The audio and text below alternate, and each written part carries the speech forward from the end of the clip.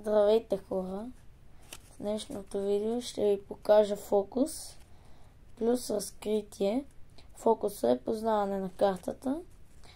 Първо ще ви го покажа.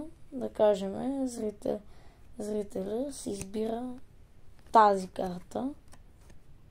Валес пътия.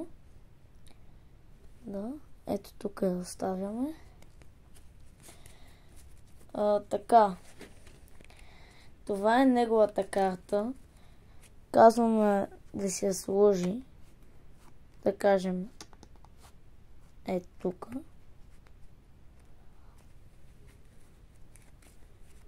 И сега да видим дали е в тестето.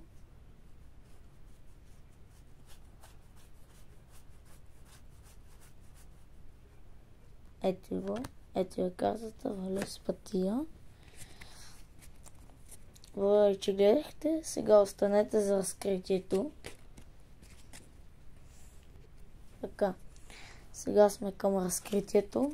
Сега ще ви покажа как става този фокус.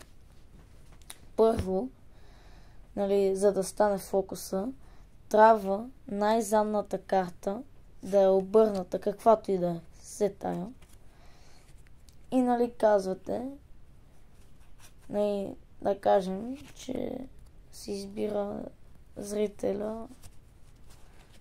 Не мога да изяда така. Ето тази десятка с пъти оставяме тук.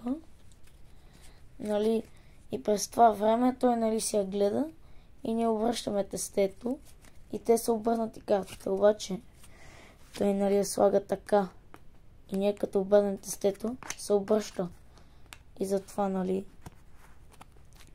той си слага картата, обръщаме тестето и щакваме.